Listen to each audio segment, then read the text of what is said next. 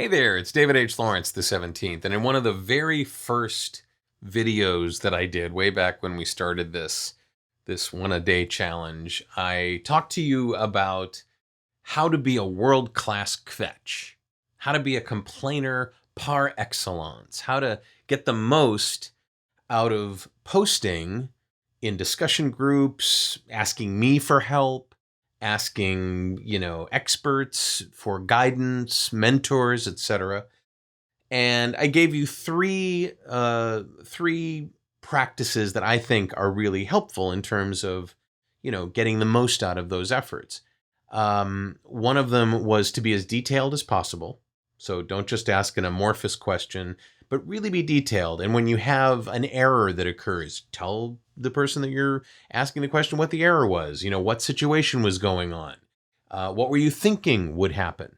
Also, we mentioned, post what you know and not what you think you know or what you've just heard, right? So when you go to answer and to try to be helpful, that's great.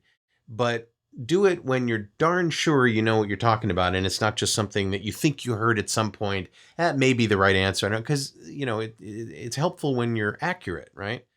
And then the third one, and these are all worth repeating, the third one was don't hijack the thread. So if you don't want your responses to be buried in some thread that begins with a question about X, and you go, oh, by the way, in a comment below, now that we're talking about this, what about Y? Just create a new post. So those are the three things that I gave you right off the bat. And I want to add a fourth one to this that's come up recently that I've seen people doing, I guess, in an effort to save time for themselves. But it's not helpful, and I'll tell you why. Here's what I'd like you to avoid doing.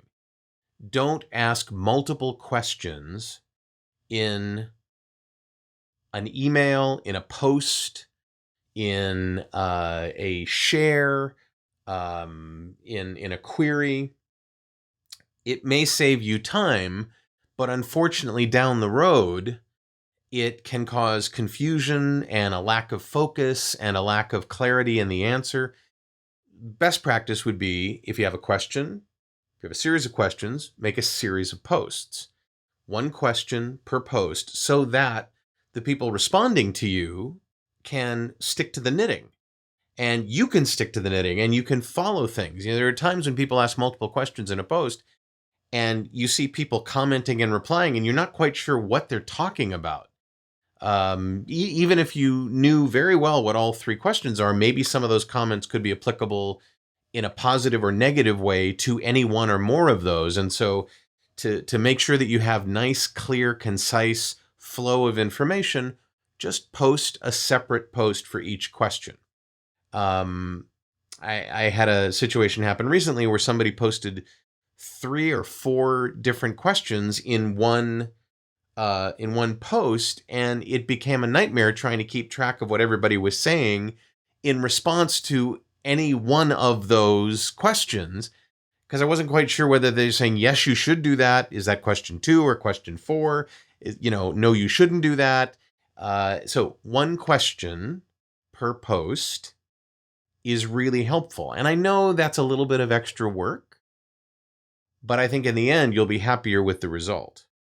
So I hope that's helpful. Is that something that you maybe haven't thought of, or maybe you had thought of? And I don't know. Is this something that's useful to you? I hope it is, because I really would like to give you the best support I possibly can.